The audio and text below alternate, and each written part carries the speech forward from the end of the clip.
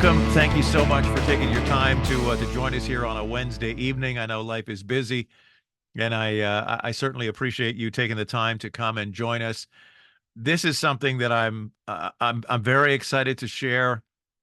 It's very much in line with all of the work that I've been doing and studying the science of human behavior over the past 35 years, and then working and interacting with people in business through this line of work for the past 22 years in starting an organization called Tailor Made Leadership, providing keynote presentations and coaching and training and development programs for large corporations and large teams and the rest of it, and doing some executive coaching. One of the things that really came to the forefront in meetings of late over the last several months is that all of the issues that we face, all of the challenges and struggles that we face on an individual basis, and these aren't things that we typically talk to anyone about. We don't talk to our families about it. We rarely even talk to ourselves about it. And that's the fact that we are dealing with barriers. And I came to this realization that this is something that is affecting almost all of us. We all have barriers that are holding us back in specific areas, keeping us from doing what we're really deserving of and what we really could achieve in life. And so this presentation, Unstuck, it is pretty much the launch. I have been working with a few clients leading up to this, but this is very much a launch of a new program, of a new approach, and something that I think is applicable to all of us. So this process of being able to remove barriers. Now, there we go. We can move the slides now. Here's off the top what I'm hoping that you must know. And I wrote this a little while ago, which is really a statement of what this process is all about, which is it is not our capacity that limits life, but rather our perception of it. I'll say that again. It's not our capacity that limits life, but rather our perception of it.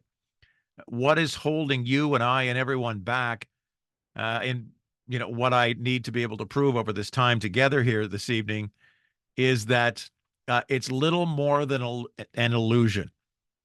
And the barriers that we face, it's different for all of us, but the process of how they're created and then subsequently how we can overcome that is very much the same for every one of us. So again, it's not our capacity that limits life, but rather our perception of it.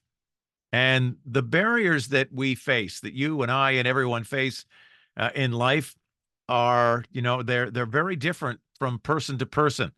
And it's based on what has gone on in that individual's life. It could be a barrier that's holding me back in health. And when I talk about a barrier, it's just this unknown, unseen, unrecognizable reality that's popped up in our lives that say, I struggle in this area. And, this presentation tonight, I'm hoping more than anything that you have a chance in going through this to have a conversation with yourself, right? Things that we really don't talk about that often. But again, those barriers that we, are facing in life, for one person, it could be in health. For someone else, it could be in their career. They just can't seem to be able to climb that ladder. It could be in finance. And it's very common, whatever the area is, that we look around and we see all these people around us who are not struggling in that area. They don't have challenges in health. That person doesn't have a challenging career. They're climbing the ladder quickly. Their finances are amazing. They've built that wall around their family, or their confidence is very, very high. They never seem to struggle with confidence at all. Or it could be relationships, or self-esteem, or body image, or social settings, right? Being comfortable out in social settings. It's something that it's remarkable with all the people that I've worked with over the years who will, privately talk about it and say, I'm extremely nervous in social situations. And, the world would look at them and say, I couldn't tell. I just couldn't tell. You seem to be fine.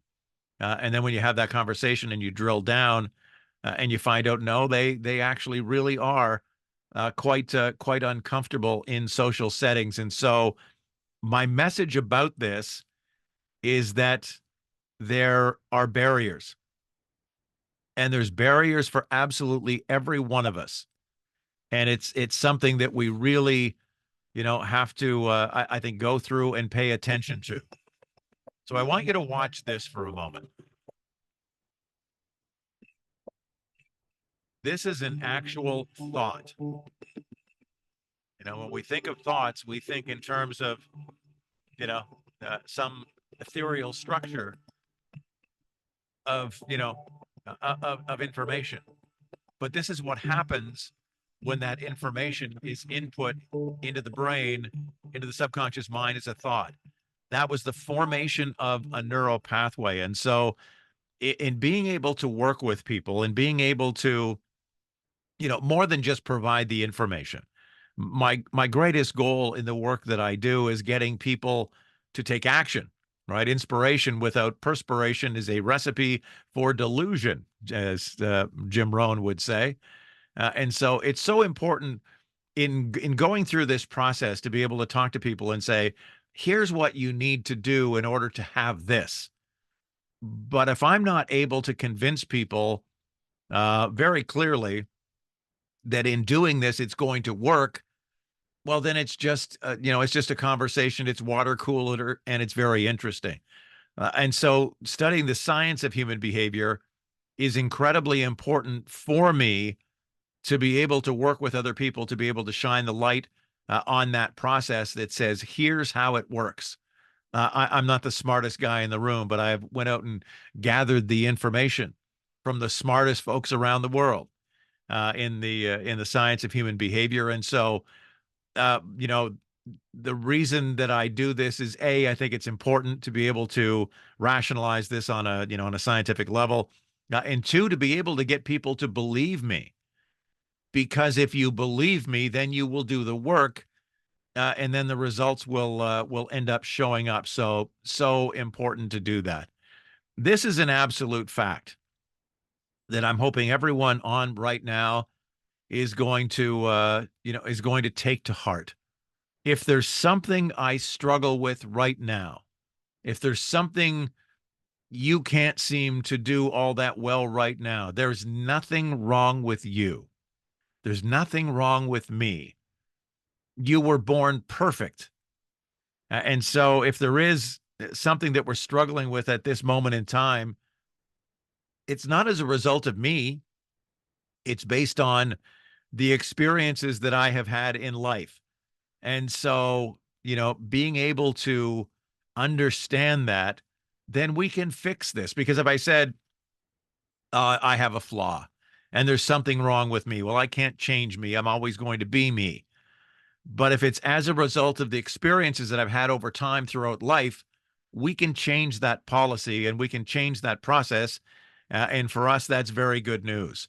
And so the process of, what happens to all of us, it is all relative to the information stored in the subconscious mind. And it all begins with belief. Every one of us on this planet was born with an absolutely perfect belief system. Not one person on earth ever was born with a doubt. So important to know that belief is a key in this process. But as we go throughout life, we have to stop and ask the question, are there obstacles? Right? And if we were in the room together, I would ask you, sitting in the audience, have you ever faced an obstacle? Put up your hand, and all the hands would go up. Right? And I would say, okay, we have a name for you. We call you human.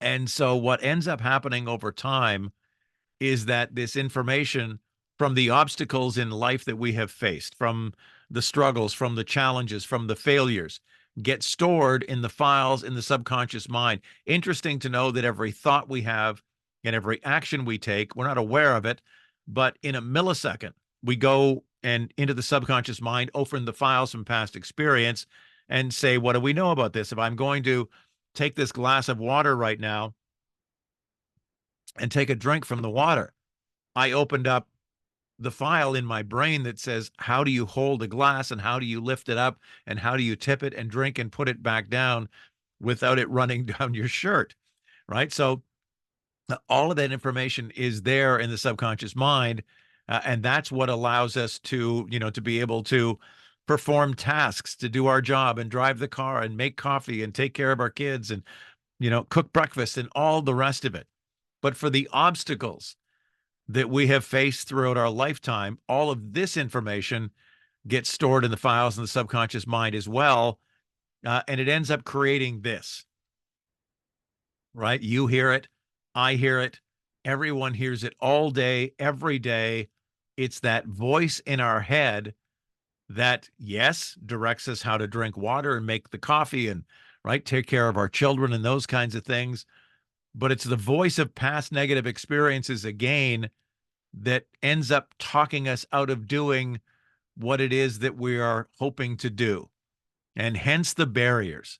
So the barriers that we are facing in life is based on the recall of this information from past experience. And, that voice again, just like the barriers, the voice is there for all of us, but it's different for all of us. I mean, what does that voice tell you? That you could have this, but not that. You could go here, but you couldn't go there. You could become this, but not that. And it builds up these roadblocks and these barriers. And we become so convinced by the information, regardless if it is based in one shred of truth or not, we end up believing it.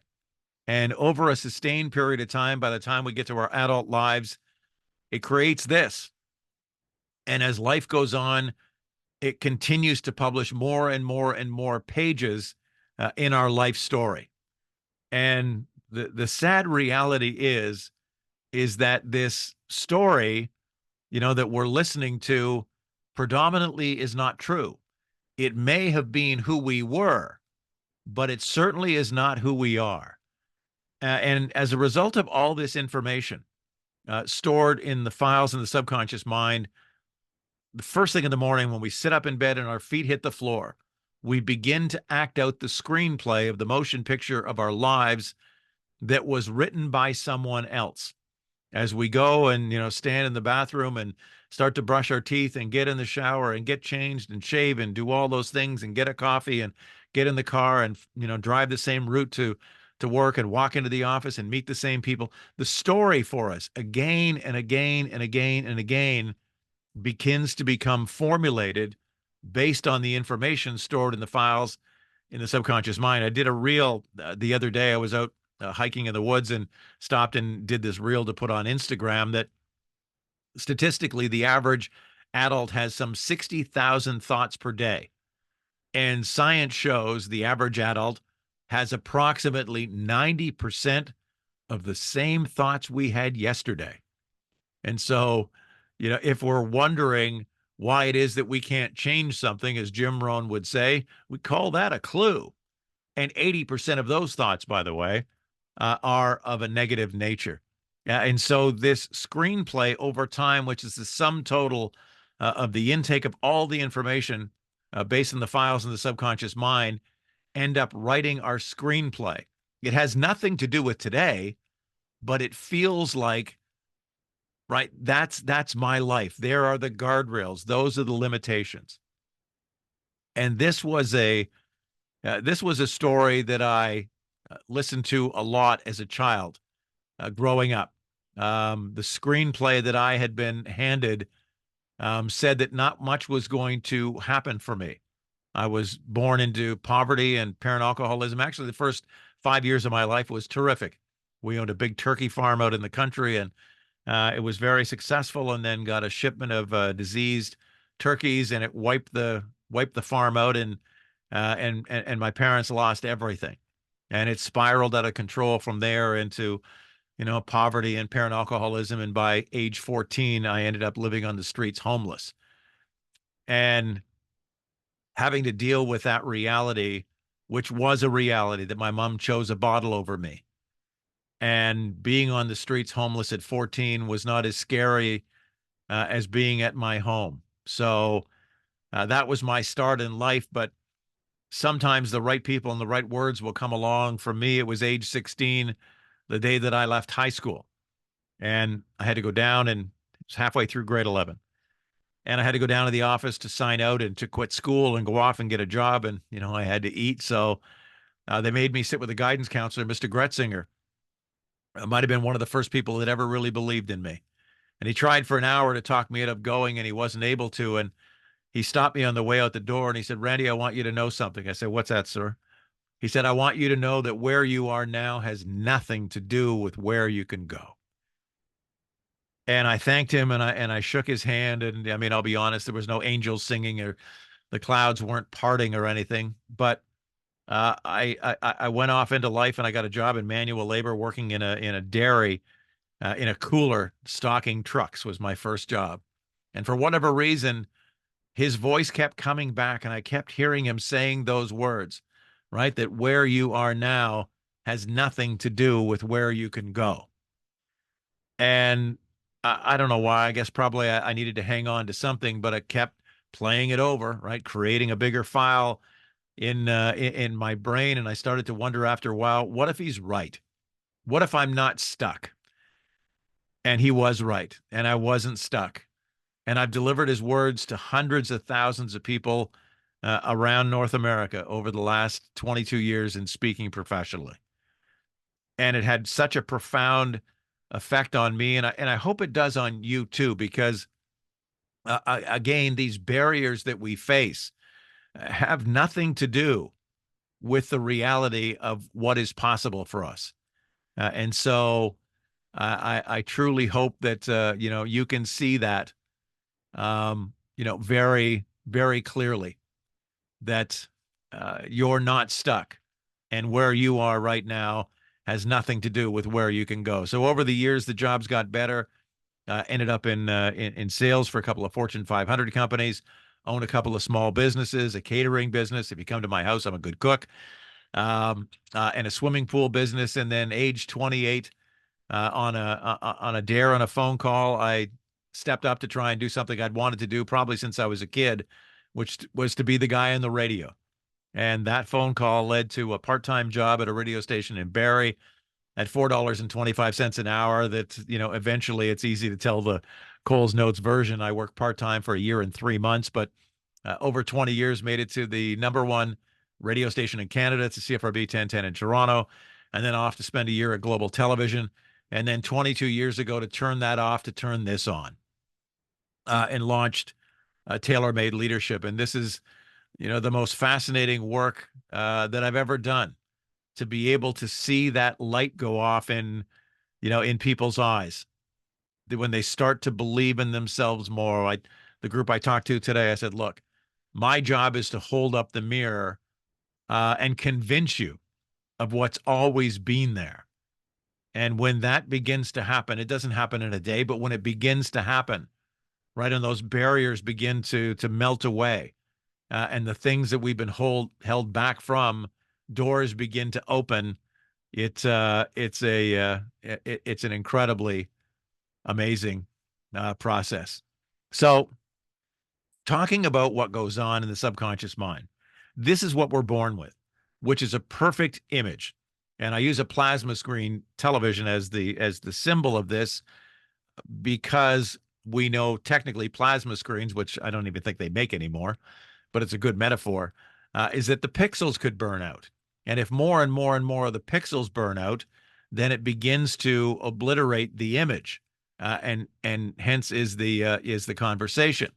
So in looking at that, then this brought me to a story a long time ago that probably was the impetus that started my desire to work in this field. Here's a picture of my oldest boy, Justin, in one of those walkers with the wheels on them.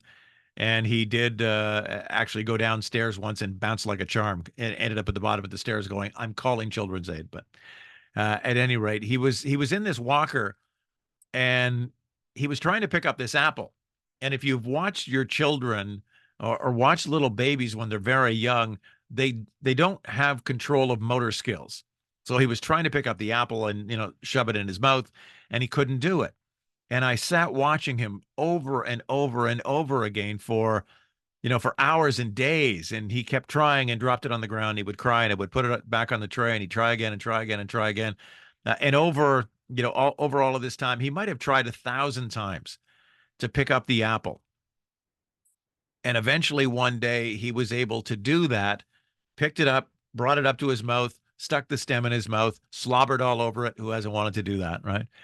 And in that moment, all those years ago, it dawned on me that the only reason he didn't give up trying was because no one told him he couldn't. That led to the title of my first book called Life Before Can't. We have all been here where Justin is. Life before can't, when everything was possible and no doubts existed. And so that really, for me, started, the process of studying the science of human behavior all these years. Because in that moment, it dawned on me, if we had a perfect belief system, and we did, so did you, so did I, could we reclaim some of it back? Because if we can do that, right, then everything comes within reach. And so, he grew up and ended up falling in love with the music business and ended up working at a radio station and kept going and kept going and kept going. And that's him today. He's the white guy. Some people would say, wow, your son is Drake. No, no, my son is Justin. And he ended up going into the music business a lot in radio stations. And then a number of years ago, got a phone call to come and run iTunes Canada. And he was actually, when he was in radio, he was the first music programmer in the world to add Drake to commercial radio. And so that was a picture a couple of years ago at some event. Him and Drake met up again, and and had a chance to catch up. So that entire process of believing that you can is everything. And those barriers that, if they have been created, they don't have to stay there, and we can change that and we can overcome that. So, in looking at this, then from the process that the restrictions that are put on us in life, the negative conditioning that happens. Study from the University of Iowa shows the average 2-year-old hears 438 negative comments per day compared to 36 positive ones. Drip, drip, drip, again and again and again. And it begins to do this. And so that perfect image that we were born with as babies, it starts to burn out some of the pixels. As a young toddler, you can't do this and you can't do this and don't go near the road and you can't touch that knife and you can't climb on there, right? And into our teenage years, don't fall in love and don't be a dreamer and that's not possible and you can't do this and do the responsible thing. And by the time we get to our adult lives, the cumulative effect is so great that it has covered up that image of what was possible in our lives and what really mattered to us. When we were children, we had these incredible dreams of the things that we wanted to do. We wanted to hunt dinosaurs, and we were going to be the greatest police detective ever in the world, and the greatest fireman, and the greatest astronaut, and right, because we didn't believe it wasn't possible. And then over time, life tells us to not take too many chances. And I've spent the last 22 years working with people to help them to uncover a lot of what has covered up that image and that screen. And one of the great pieces of advice that I could ever pass on to people is, yeah, I don't know, but it looks like we just get this one life. I hope we come back. I don't know. But right now it looks like this is it. And so maybe you were supposed to show up in this presentation today, and maybe you were supposed to hear this, and maybe you still have lots of runway ahead of you, and maybe settling for plan B is not the best idea about how to live your very best life. I just wanted to, to set that out there and, talk about that briefly, because I truly believe that where we are now has nothing to do with where we can go. and we can absolutely change it. And so behaviors and these barriers, how they're created. Okay. So think of, think of the brain, think of the neural pathways as file folders in the brain.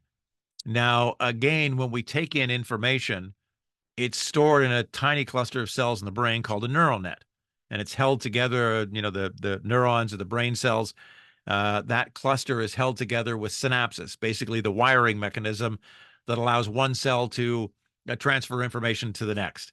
It's an incredible process. Your brain, consisting of some 100 billion brain cells or neurons, more synaptic connections in your brain than there are grains of sand on Earth.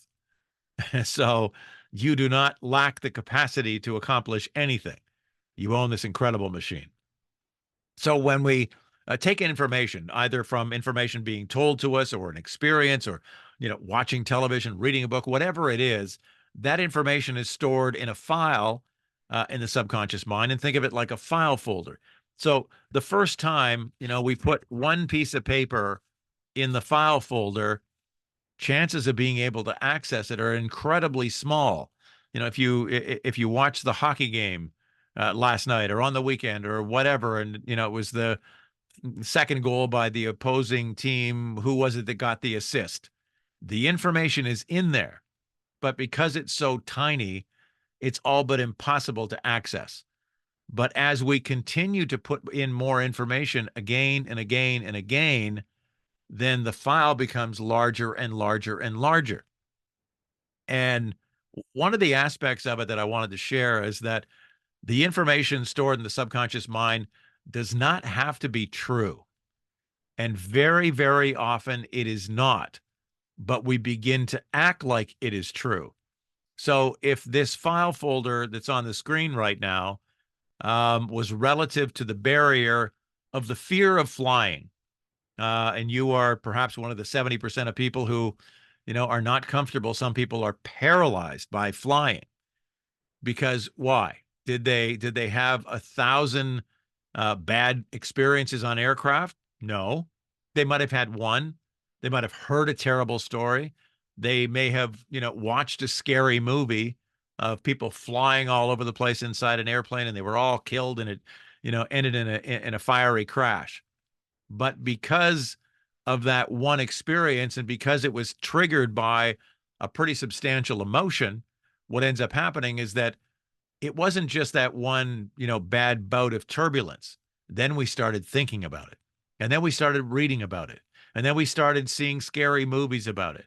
And now what's happening? Right? We're putting in more and more and more papers into that file folder until the point here that it becomes the dominant file. So that little tiny file folder that had one piece of information in it, because I've thought about it 1,000 times over and over again, guess what? Now I am terrified to fly. And when you look at this on surface, it's crazy.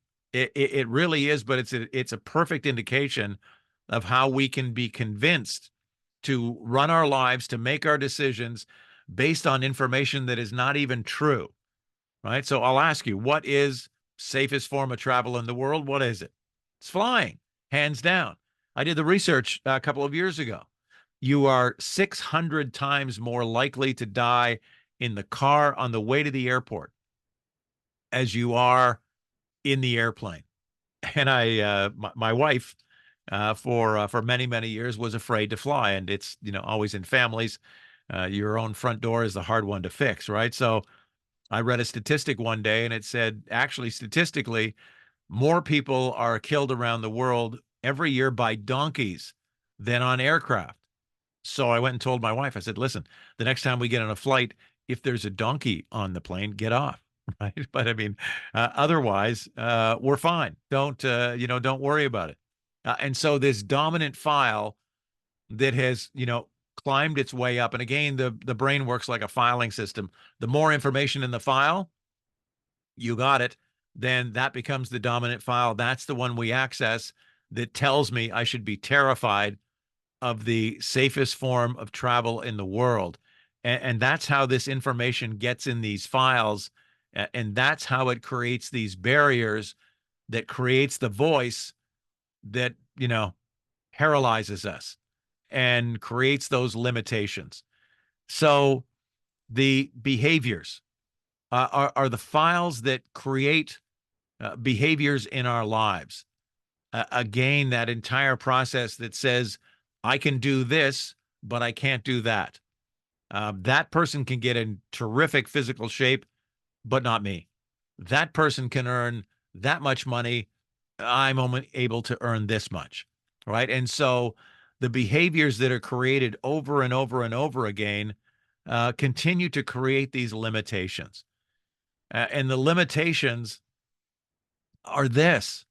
I mean, it is the most powerful element of being human. And I think that it's the most least talked about elements of personal development. If we don't get over the self-imposed limitations, if we don't do something about those files in the subconscious mind, then this is the prison cell that we end up in, right? And they may let you out for an hour or two, to get some exercise out in the yard, but they're certainly not going to allow you to live to your full potential. Why? Because it has created this, this incredible doubt in our mind, a game that says, I don't get it. I can achieve this, and that seems to come easily to me. But in this area right now, there is a barrier there that is stopping me, and for the life of me, I can't figure out how to overcome this. So this slide that is on the screen right now, this is the sum total of 35 years of the study into the science of human behavior and what is necessary to be able to overcome those barriers. So to stop stopping. I talked at the beginning and said, the barriers that we face, they're not real. And so this metaphor of the stop sign and then the statement at the top to stop stopping, it encompasses all of the study of 35 years down into this. So safe to say that we all have goals that we don't achieve? Of course, right? Do you ever wonder sometimes why, again, you're able to do this, but there just seems to be a roadblock and you can't finish that? So in doing all of the study, it was quite some time ago, probably 15 years ago, when I was up later at night and I was, studying some of this, and I was reading and had this epiphany about stop stopping. And I stayed up all night and I went through this process and I kept tearing it apart, thinking it can't be that simple. It can't be that simple. It can't be that simple. And then I found out that it was. So here is an exact replica of what happens to every one of us when we don't achieve a goal. Here is an example of it. We can change some of the details of it, but the process is pretty much the same. So I'm going to set a goal right now. My goal is to go across the studio and turn off the lights. Okay, so I've set the goal. Now I would, if we were in an auditorium at a conference, I would ask you, who thinks I can make it? And not every hand would go up, and it would be pretty disappointing. But at any rate, I would say, okay, so my goal is to go across the studio and turn on the light switch. So in order to, achieve my goal, I'd have to get up out of the chair and go and start walking across the studio. As I'm walking across, there's wires on the floor, and I have to go and avoid the wires. And as this is going on, a client cancels, and then the economy turns down, and my car breaks down, and I have a big car repair bill, and then my son falls out of a tree and breaks his arm, and all of these things are happening. I'm partway towards my goal, but seeing all of these things happen, I make the decision to say what? Forget it. I stop. I quit. Now I'm never taking another step. Now I just gave up my goal. Okay. And that is exactly what happens to every one of us when we don't achieve a goal. We took some action, but somewhere along the way, we stopped before we achieved our goal. Yes? True or true? Yeah. So then we have to, sit back and examine this and say, okay, terrific, but what was it? What stopped me? What stopped you? And I'll ask you to think about this for a moment. What was it that stopped you from achieving your last goal? Was it the turn down in the economy? Was it the client canceling?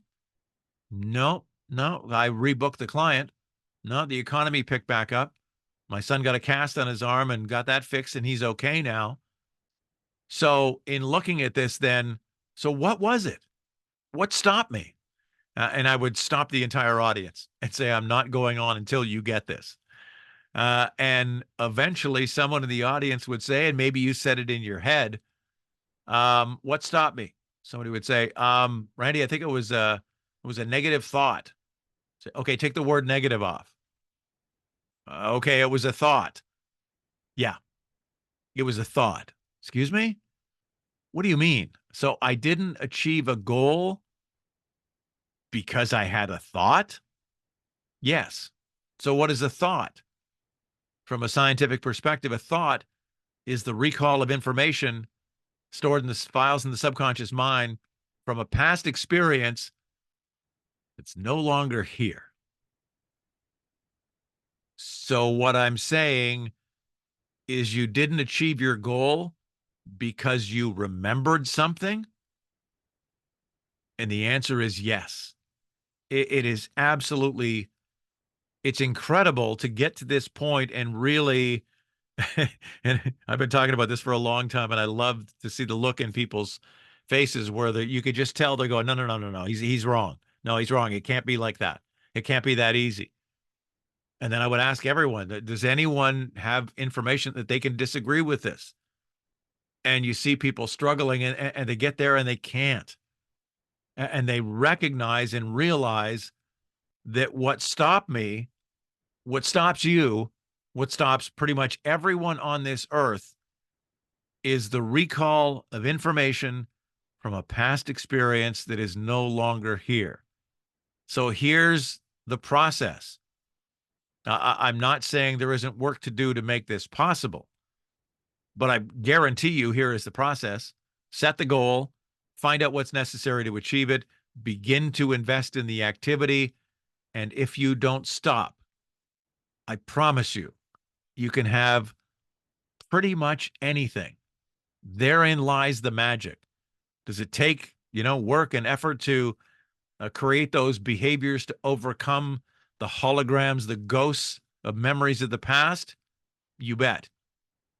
But it's possible for absolutely every one of us. So in looking at human potential, what are we capable of?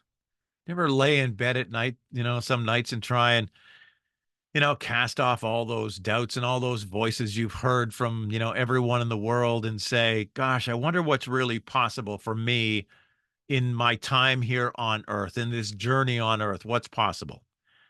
And one of the examples that I've been talking about for many years now is one that, certainly resonates with everyone. People have likely adopted lots of opinions, but it's not about the personality of the individual. It's about human potential.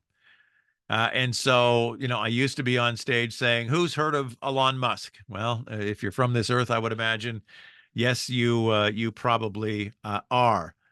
But I think one of the great examples of human potential, again, set aside his personality and quirks and politics and all the rest of it. Let's just talk about the business venture. So here's someone who came to North America from South Africa with his buddy, or with his brother rather, with almost nothing. And they rented a one-room apartment that they sat up night and day writing coding for when they were, working on launching PayPal. And they ate in that one room, and they slept in that one room, and they dated in that one room, and they worked and worked and worked and worked. And they ended up creating PayPal. And from that, sold it for, I think, about $1.5 billion. Now it's worth 40 or 50 billion. So he wanted to keep it, but some of the investors wanted to sell it. So they did. So, and at that time, when you look at PayPal, the impetus was to say, we want to be able to move money around on the internet. And at the time in the banking community, everyone said, no, no, no, you're never going to do that. That's not possible, right? You're never going to pass all the regulatory issues to move currency around on the internet. But they did, and they created PayPal. Then he went on, and his next big dream was to say, I want to build electric cars.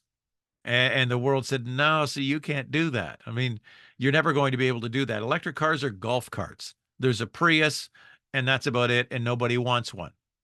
And so he launched Tesla and faced, the music 1,000 times of it's failing. It's failing. He's going to go bankrupt. He's going to go bankrupt. He's going to go bankrupt. And he didn't. And now, by leaps and bounds, the largest electric car company in the world. And he's done that. Then his next dream was to hopefully one day make the humankind an interplanetary species. So he wanted to get into the rocket business. And if you read his autobiography, his only background in the rocket industry as a kid was he read comic books about astronauts. You can't make this up. It's incredible. And so he took a lot of his funds from Tesla and from PayPal and the rest of it and started SpaceX. And everyone said that it's not possible. You're not going to be able to do this. And he built a rocket and it blew up. And then he built another one and it blew up. And he built another one and it blew up. And scraping the last bits of money, it's very expensive to build a rocket. He was basically right on the cusp of bankruptcy, and they built one more, and it didn't.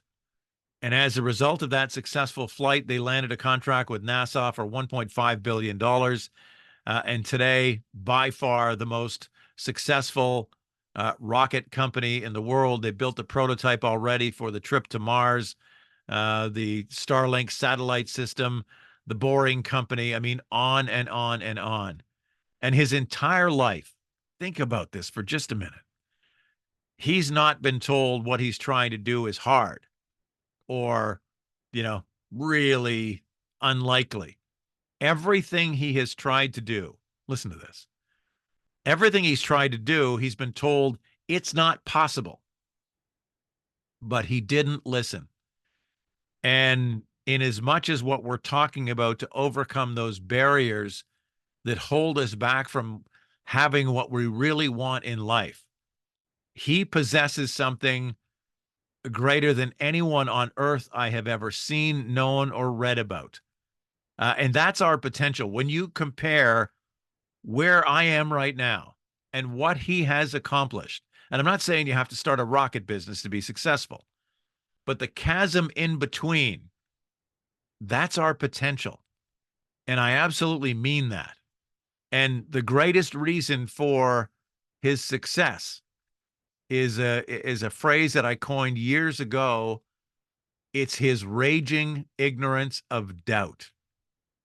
His raging ignorance of doubt. The more that you can have that, the more that you can shut out fear, the more that you can overcome the naysayers and keep going, to stop stopping and move beyond those barriers, then everything, absolutely everything, begins to change.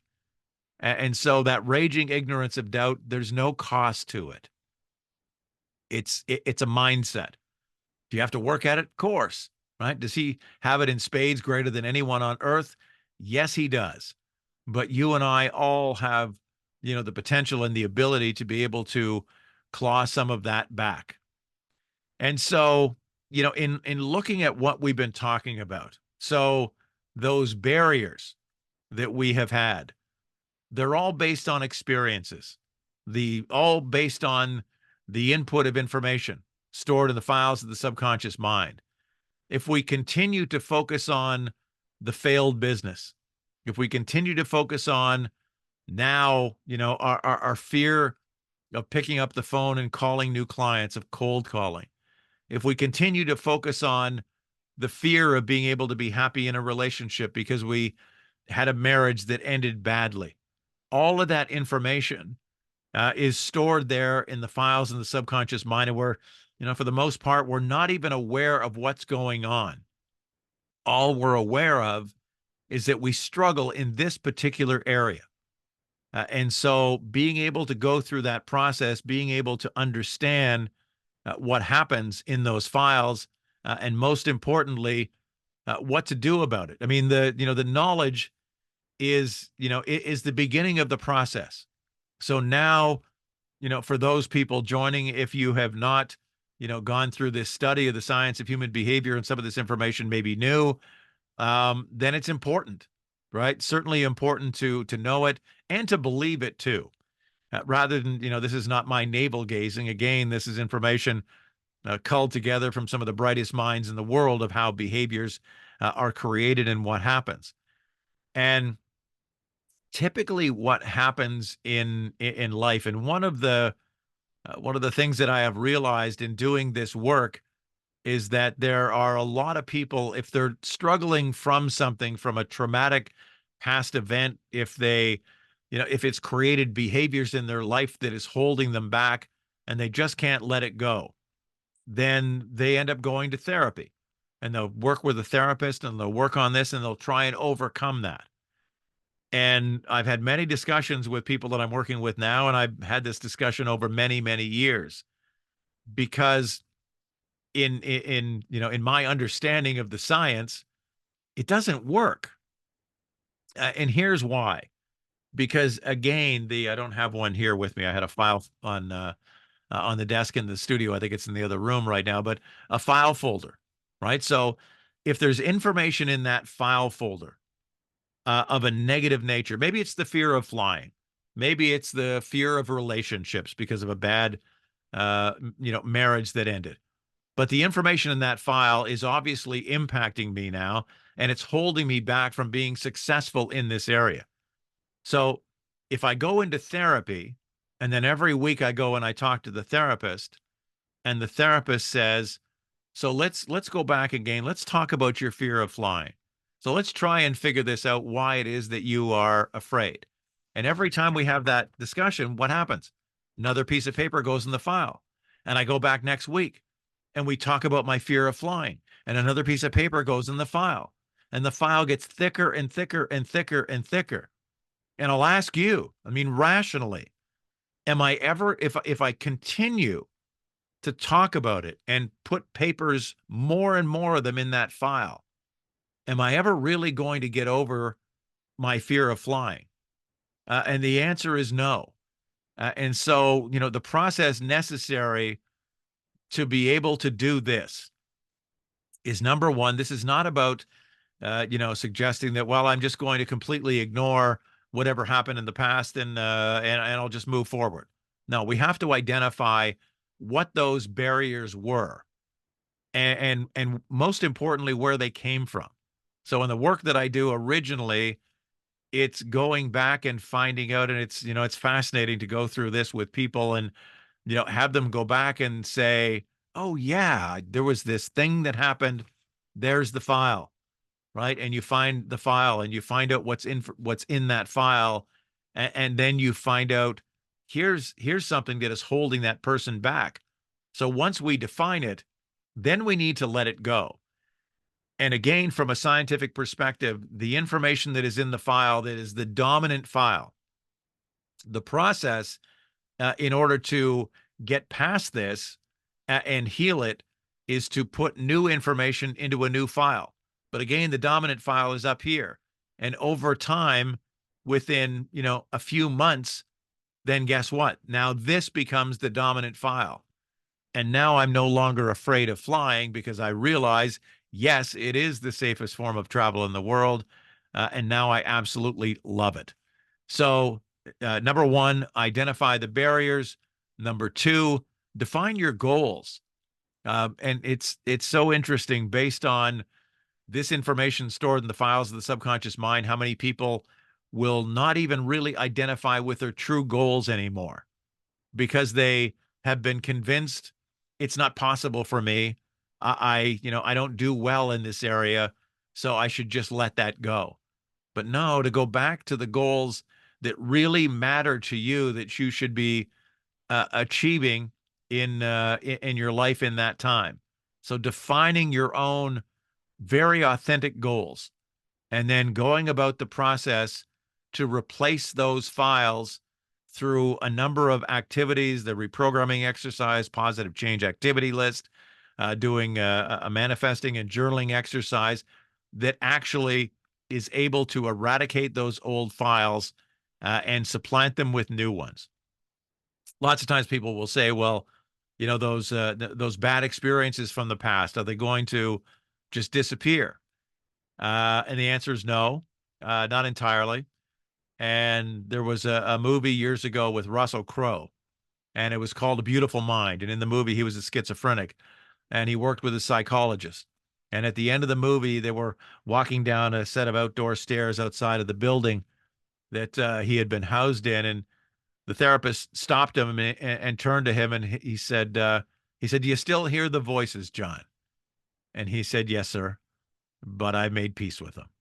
And in the end, that's truly what this entire process is about. So one final story. It's always important to I have found to put things into perspective, whatever it is that we are struggling with in life, to say, is it so hard, or could I have it harder? And I think that it's really important to be able to put into perspective whatever our struggles are, not that they are nothing. They are something. But a number of years ago, I was brought in to speak to the Globe and Mail, to their staff in Toronto, and I was waiting in the back room to wait to go out and speak. And I was reading the newspaper of the day, and I'm going through the paper and I'm reading the life section, and there was a two-page spread about this story about this man, Mr. Kumar from India, and that is actually Mr. Kumar right there. And the story, I actually told it to the staff at the Globe and Mail. It was in their paper. They didn't even know it was in there. So I told the story, and what happened was Mr. Kumar's from India, was in a family, just well off enough that he could, get a good education. He was very bright mathematically, got a job upon graduation tutoring students in math. But Mr. Kumar had a great affinity for the people who were homeless on the streets of India, the young men, what he called the barefoot boys, and they were homeless and they had nothing. But in speaking to these young men and getting to know them, he realized they were very bright. They just never had an opportunity. And so Mr. Kumar went and rented this old shack down an alley choked with garbage and cows wandering around, with a dirt floor, wooden benches, an old tin roof, and this piece of chalkboard on the wall. And he decided to work with these young men, the barefoot boys, not to tutor them in mathematics. He decided he was going to help them to write the entrance exam to IIT, the most prestigious engineering school in the world, over MIT, a school that gets some 500,000 applicants a year, who graduates less than, I think, 2,000, and less than 2%. And on the year of this article, which was the seventh year that he had graduated a class, of the 30 barefoot boys who applied with an acceptance level of 2%, every one of them made it. Every one of them made it. He had no less than 26 out of 30 over the 7 years that were accepted to IIT. He had, he had death threats from big prep schools that he was making look like a fool. How did he do that? How did he do that? Did he find 30 Stephen Hawkings every year? No. What did he do? He made them believe. And therein lies the entire process, to learn the ability to believe, to be able to, to clear those blockages, to be able to clear the old files, to be able to create new stories and new behaviors that says, I struggled with my health before, but not anymore. I struggled with earning enough money before, but I don't do that anymore, right? Because I changed my mind. I changed the process, and I eliminated that barrier. And that's what this entire process is all about. It's a process I refer to now as therapy. So therapy is relative to being able to work to reprogram the files in the subconscious mind to no longer live there. Hence the term therapy, because there is where we're being impacted by all of the information, all the ghosts, the holograms of memories, of experiences of the past that say you can have this, but you can't have that. You can go here, but you can't go there. Not true, right? And this is something, it's not just for, you know, regular people. And let's see how it, see how it works. It is a process that if you're committed to it and go through it, it will work for everyone. And my entire fascination of going into this career now is very much focused on being able to work with people one on one to be able to clear those old files and those old behaviors to open the doors and to make that possible. And so, if you're interested in learning more about this, drop me a line. We will set up a time for a one-on-one, no-cost meeting to discuss it more in detail. And the process going forward is one session at a time. Lots of times, people will say, "Well, you need to buy this program for this many months or this many weeks or this." No, I think that something that is as important as this should be left up to the individual. If it's working really well for you, and it will be, it's up to you to continue, not to have to, to agree to anything more than just one session. And if you're happy, then one more and one more. So that that pretty much summarizes what I wanted to share with you today, of what you're capable of what is possible. And I really look forward to having that initial conversation and see where this goes. So again, thank you very much.